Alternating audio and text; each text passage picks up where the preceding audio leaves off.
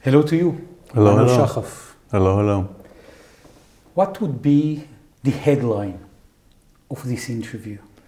Continuation of the deterioration of the state of Israel. Because the Israeli Air Force is attacking in these hours Gaza again. Yes. And you think that it might make a total victory of Israel upon No, the Hamas? it won't make a total victory. In such a conflict between a very strong side and a very weak side, the weak side can't lose and the strong side can't win. And if the weak side acts as Nazis and they violated the Israeli border and they committed such atrocities, maybe a total victory should be something that the strong side right now should be looking for. If it was attainable, that would mean something, but it's not attainable under the circumstances, because you can't root out terrorists who are embedded in a civilian population to the extent that they are embedded and under the circumstances we are at. You can't. It's just. I think no military expert will tell you that's possible, especially not the way we go about it. This cannot only be a military operation. If we at the same time would try to establish an alternative to the Hamas rule in Gaza, then we'd have a chance to remove Hamas. But only to do it militarily is just not feasible. And if you would take something that the mankind learned after the Second World War, after when the Nazi regime was demolished, is there anything that can be learned in order to implement that? And you know something about the German history, to implement that now in between the border between Israel and Gaza? One thing would be to establish an alternate government on the ground. Okay, this could be an Israeli military administration, which is not something I recommend, but it's a possibility.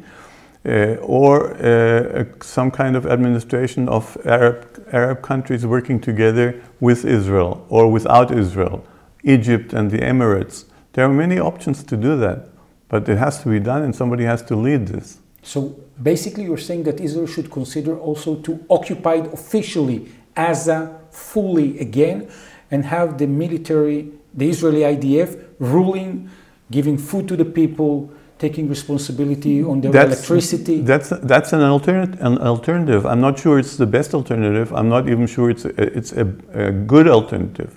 But it's an alternative, and if save anything else, it's better than the present situation. What do you think about the Israelis, dozens that are still kidnapped and hostages in the Hamas regime in Gaza, now that Israel has stopped the ceasefire? They basically have been written off by their country. They are left to die, unfortunately. Left to die? Absolutely. And how would you say that Israel's prime minister, the government, the top Israeli decision makers in the Mossad, the Shabak, the IDF, how would they take such a decision? It's written off as collateral damage, basically. This is the attitude. If you were part of family, you would say that your relative wouldn't come back? That would be your belief? This is what it looks like. And we're going to see how the families will react. They're reacting very strongly. And what about the support of the Trump administration regarding the renewal of the war? I think the Trump administration doesn't really care very much what happens here. They're giving us all the rope we need to hang ourselves to this to that extent. They really don't care. They care maybe about their own hostages and try to get them out, and even those they don't care too much, because America doesn't have a history of getting hostages released. They don't make deals with terrorists.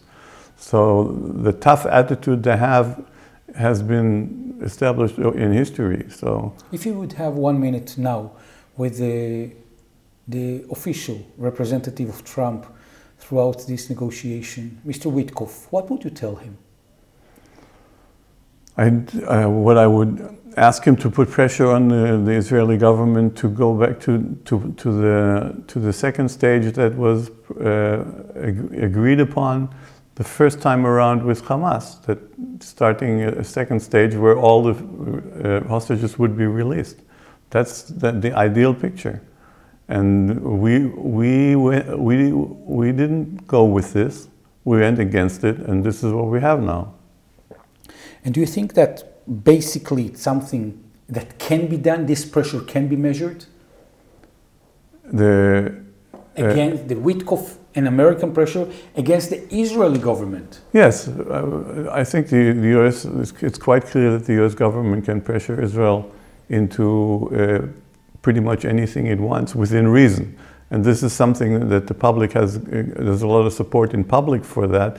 So actually that would be relatively easy for the United States to put pressure on Israel. What about the pressure that the Israeli government is putting towards the head of the Israeli Shabak, Bar and Gali Barav Miara, in order trying to kick them off their positions? Well, this is a continuation of the effort to change the Israeli government from a liberal democracy into some autocratic regime, and is clearly illegitimate, trying to find some legalistic support for those steps, but not actually managing to do it.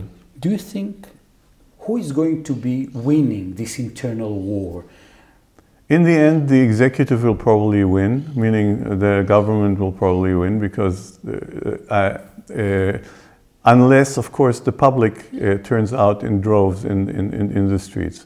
If the public doesn't join the fight and supports those public officials which are under threat of being kicked out, then pretty much all is lost to that extent. All is lost? Yes. And when you're seeing this lost picture, how would you visualize it with words?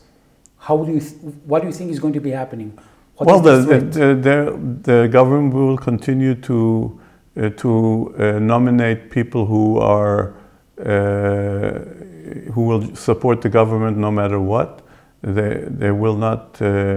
There won't be criticism of government policies, and it will continue a deterioration into a dictatorship.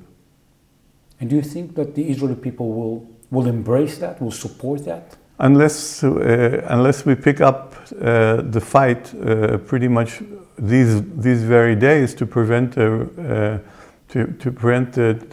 those two public officials from being released from office. This may actually happen. Prevent how exactly? Going into the streets, staying in the streets until the government resigns. And what about the members of the Israeli Knesset? Do you think they might stop this kind of conflict? They won't do anything unless the public is in the streets. They won't do anything on their own. Why? Because they're enjoying the benefits from the government. The Knesset has become part of the executive. It's not part of the legislature anymore. There's no oversight from the Knesset over the government. A majority of the Knesset are members of the coalition, so they have nothing to gain from criticizing the government. And the budget of the new year of the Israeli will be passed. The budget will be passed before the end of it will be passed before the end of the year, before the end of the month, before the end of March, and Ben-Gvir will rejoin the government. So basically, Netanyahu is secured politically. Absolutely, he's politically as secure as can be, unless people go into the streets and show him otherwise. You know, Emanuel, towards the end of every interview, you are putting a light on one good news that you are visualizing. What would be this point? Well, two things. There's more and more interest in the federation as an alternative to the political solution to the conflict from the Arab side of the society. I've been invited to several occasions to speak to them. That's a positive development. Yes. And we're about to finish the book Shared Sovereignty, which is a book about the federation. With Taysir Abu Saada. With Taysir Abu Saada, my Palestinian friend. And that's, for me at least, it's hopeful, and I hope also for other people. People that want to be part of the community, of the federation, of you, Emanuel Shahaf, your books, your lectures, how they can reach out to you? On Facebook, Emanuel Shahaf, or Identity, the Quest for Israel's Future, or the Federation Movement, or on TikTok, Federal Man. Federal Man on TikTok. Emanuel Shahaf, I want to thank you very much. Thank you.